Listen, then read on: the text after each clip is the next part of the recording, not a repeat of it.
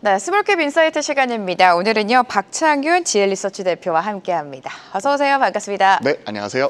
자, 가지고 오신 종목 바로 공부를 해보도록 할게요. 오늘 가지고 오신 토픽 종목은요, 바로 태웅입니다. 앞서서 마침 해상풍력과 관련된 이야기를 나눴는데 오늘 또 관련주를 가지고 오셨습니다. 최근 이 신재생 에너지와 관련해서 급등락이 좀 반복이 되고 있습니다.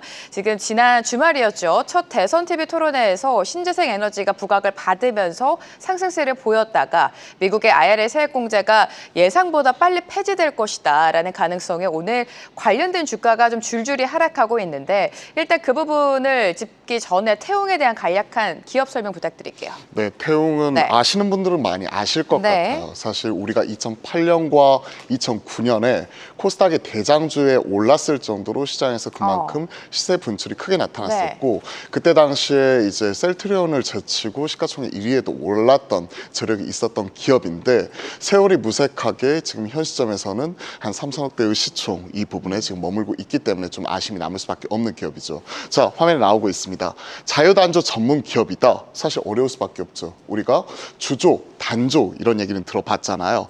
네. 주조는 우리가 틀에 부어가지고 철을 만들고요. 단조는 우리가 이렇게 두드려서 망치로 두드려서 철을 만들고 있는 기업인데 주조 대비 단조가 연성이나 강도 측면에서 훨씬 유리하다. 다만 가격이 비싸다는 단점이 있죠. 그러다 보니까 똑같은 철이 쓰이더라도 많은 하중이 걸리든지 아니면 강도가 필요한 곳에 주로 쓰이게 되는 게 주로 단조 부품이다라고 생각을 하시면 될 것 같습니다. 그러다 보니까 이런 이제 그 단조 업계들 뭐 이런 쪽이 우리가 얘기를 하고 있는 풍력이나 산업기계, 플랜트 그리고 최근에 뜨겁게 올라오고 있는 SMR 쪽에 주로 많이 쓰이고 있고요. 특히나 이제 태웅 같은 경우에는 오랜 업력을 바탕으로 이제 원 소재부터 그러니까 제강부터 시작을 해가지고 단조 부품까지 모두 다 수직 계열화를 통해 원가 관리를 하고 있는 기업이다라고 보시면 될 것 같습니다. 자, 보시면요. 풍력과 조선 SMR 고루 쓰이고 있고요. 매출 비중 뒤에서 보시겠지만 풍력이 대략 한 44% 정도 차지하고 있기 때문에 태용하면 우리가 풍력 기업이다 이렇게 생각을 하게 되는 거죠. 그 외딴에 또 보시면 조선 쪽, 선박 엔진 쪽에 들어가는 쪽이 대략 한 16%에 달하고요. 최근 얘기 나오고 있는 원자력 쪽, 발전 쪽 이쪽에서도 3.7%에 달하는 부분이 있기 때문에 그런 포트폴리오를 가지고 있고 또 이러한 부분을 바탕으로 최근에 이제 이런 그 캐파 확장에 지금 적극적으로 나서고 있거든요. 그러한 부분에 따른 향후의 업사이드가 좀 기대가 되고 있기 때문에 1분기 실적 어닝은 약간은 미스했을지라도 긴 호흡으로 우리가 지켜봐야 될 기업이다라고 생각을 하고 있습니다. 자, 그렇다면 태웅의 투자 포인트를 바로 만나보도록 하겠습니다. 오늘 가지고 오신 투자 포인트, 해상풍력 중심으로 성장의 모멘텀을 확보했다. 중장기적인 성장 모멘텀을 확보했다라는 의미이신 것 같은데 어떤 부분일까요? 우리가 해상풍력 쪽 앞에서도 이렇게 쭉 설명을 해주시더라고요. 해상풍력 특별법 그리고 최근에는 시장에서는 또 정책주로서도 계속 언급이 되고 있는 쪽이 햇빛연금, 바람연금 이런 얘기가 꾸준히 나오고 있기 때문에 상당히 또 긍정적인 포인트가 되는 것 같습니다.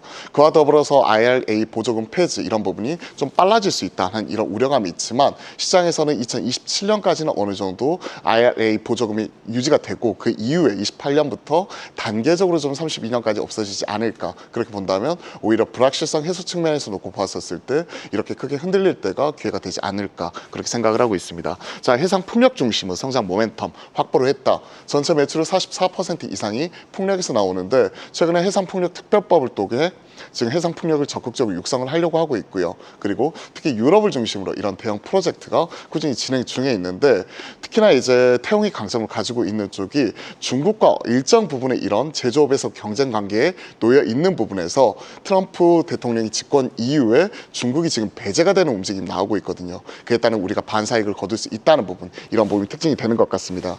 우리가 이제 그 하부 구조물 쪽에 들어가게 되는 플랜지 쪽에 이런 태웅의 단조 부품이 많이 쓰이고 있고요. 그리고 풍력에서 가장 크게 하중을 받는 부분이 어디일까요?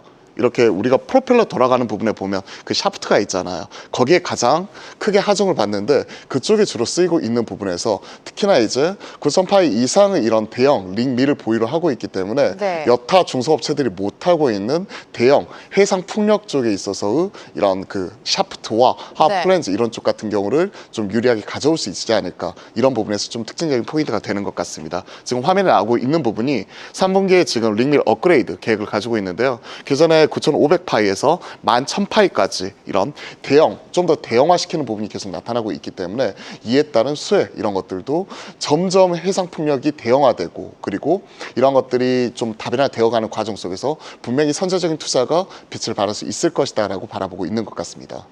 네, 해상풍력 시장이 계속해서 커지고 있는 상황 속에서 태웅의 선제적인 투자는 당연히 주가를 끌어올릴 만한 모멘텀이 될 것이다라고 판단해 주셨고요. 두 번째 투자 포인트도 만나보도록 하겠습니다.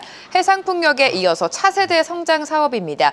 SMR 소형 모듈 원전 시장도 좀 확장세에 접어들고 있다라고 표현해 주셨는데 현재 이 시장에서 태웅의 위치는 어느 정도입니까? 사실 전체 매출에서 차지하는 비중을 보면요, SMR과 원자력 발전 이런 쪽은 대략 한 3% 내외에 불과합니다. 크진 않네요. 네, 그렇게 크진 않아요. 실질적으로 이제 작년에 SMR 시장에 초기에 진출을 했기 때문에 신사업이라고 보시는 게 맞을 것 같습니다. 대략 한 3.4에서 3.7% 정도 왔다 갔다 하는 모습이 나오고 있는데, 작년에 캐나다에서 300메가와트급의 SMR 프로젝트에 저희가 선제적으로 진출을 하고 거기에 자해 단조 부품을 납품을 하면서 SMR 시장에 성공적으로 진출을 했다 하는 부분이 상당히 특징적인 포인트가 되는 것 같습니다. 화면에 보이다시피 이런 단조 부품을 최초로 공급했다는 부분에서 여타 기대감만을 가지고 있는 이런 SMR 관련주와 다르게 실질적으로 여기에서 수익이 발생을 하고 있다는 부분과, 이런 전기로 기반의 단조 부품 생산을 통해 가지고 SMR 시장의 ESG 요구에 부합했다는 게 특징이죠. 왜냐하면 우리가 철강을 만들 때 전기로를 통해 가지고 이제 전기 에너지를 사용을 하기 때문에 네. 여타 역에 따라서 이제 일산화탄소라든지 이런 유해물 뭐 이런 네. 부분 발생을 좀 최소화할 수 있다는 부분, 이런 부분이 상당히 특징적인 부분인데, 특히 이쪽이 환경 규제가 심한 유럽 쪽에서 전기로 기반의 단조 부품을 만든다는 부분 자체가 상당히 특징적인 부분이고, 이게 강점 요인으로 같이 작용할 수 있을 거라고 생각을 하고 있습니다. 그리고 이런 글로벌 원전 기업과 협업 이런 것들이 계속 진행 중에 있기 때문에 국내에서는 두산 에너빌리티, 뭐 BHI 뭐 이런 쪽이 워낙 잘하고 있잖아요. 그것뿐만이 아니라 뭐 미주 쪽에서는 뉴스케일 파워 등 관련된 기업들과의 이런 협업 이런 것들을 생각을 해보게 된다면, 실질적으로 현 시점에서 레퍼런스를 보유하고 있는 태용 쪽이 좀 가장 유리하게 작용할 수 있기 때문에 이런 부분에 있어서 상당히 긍정적인 포인트를 충분히 가져갈 수 있을 것 같습니다.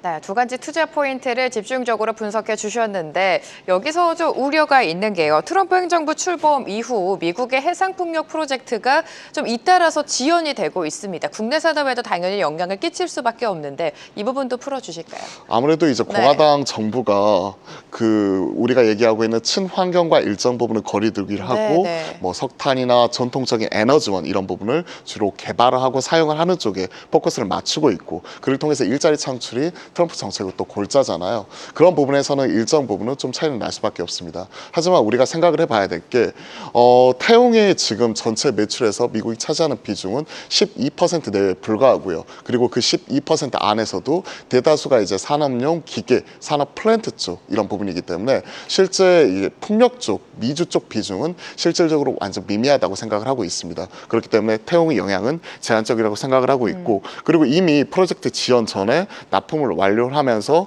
이런 계약 기준, 선 지급, 인도 완료 이후의 대금 수치까지도 어느 정도 끝났기 때문에 리스크 요인 자체는 좀 최소화되었다, 저는 이렇게 판단을 하고 있습니다. 자, 그럼 실적도 들어가 보도록 하겠습니다. 올해 태웅의 실적 전망은 어디까지 보십니까? 사실 1분기 실적 보고요. 어제 저희가 컨퍼런스 콜을 통해 가지고 추가적인 이런 부분 자체를 리뷰 이런 것까지도 어제 마무리했거든요. 컨컬에서 좀 1분기 실적에 대해서 뭔데 아쉬움을 표출을 하더라고요. 1분기 영업이익 9억을 기록을 했습니다. 1분기 매출 같은 경우는 856억 기록을 하면서 어느 정도 탑라인 자체의 성장 꾸준히 유지가 되고 있었지만 이익 단위 좀 아쉬운 부분이 있었는데, 있는데 그 이유는 최근에 철 스크랩 가격 인하에 따라서 이게 그대로 매출에 연동이 되기 때문에 그 부분이 좀 아쉽게 남았다는 부분과 그리고 3분기 링밀 증설 앞에서 말씀드렸잖아요. 기존 9,500파이에서 11,000파이까지 대형 링밀을 증설하는 데 있어서 선제적으로 이런 부분의 생산 이런 것들을 앞당겼거든요. 그러다 보니까 이에 따른 이제 원가 비중 이런 부분 같은 경우가 크게 작용을 하면서 좀 1분기 실적이 아쉬웠지 않나. 하지만 올해 전반적으로 보았었을 때 연 수주액 4,500억과 그리고 영업이 360억 이 전망 그대로 유지를 한다고 하니까요. 이러한 부분이 2분기 이후에 본격적으로 올라오는 부분을 체크를 해보시고 3분기 증설 이후에 올 하반기부터 이제 본격화되는 유럽 쪽에 있어서 해상 풍력 단조 부품 이에 따른 매출 인식 이런 부분 자체가 본격화되는 올 하반기를 충분히 기대해 보게 된다면 상저하고 측면에서 우리가 실적 이런 추이가 개선이 되는 부분을 눈으로 확인하실 수 있으실 겁니다. 네, 상저하고 실적도 점진적으로 개선이 될 것이다라고 말씀을 주셨는데 그렇다면 현 시점에서 태욱을 바라보는 투자 전략 좀 간략하게 들어볼게요. 네, 지금 현재 주가는 네. 한 14,000원 전후에서 왔다 갔다 하고 있거든요. 오랜 기간 기관 횡보를 하고 있고 1분기 실적을 저점으로 계단식으로 올라올 수 있다고 판단을 하고 있습니다. 그러면 오히려 1분기 실적 발표 이후에 불확실성 해소 그리고 2분기 이후부터 실적 개선 이런 것들을 생각을 해놓게 된다면 현 시점에 기존의 고점 라인을 형성을 하고 있는 18,000원대 부분 이 부분까지 30% 정도 업사이드를 바라보면서 우리가 트레이딩 바이도 충분히 가능하지 않을까 이렇게 생각을 하고 있습니다. 네, 오늘 박창윤 대표와 함께했습니다. 앞으로 태웅의 주가 흐름 함께 지켜보도록 하죠. 도움 말씀 감사합니다. 감사합니다.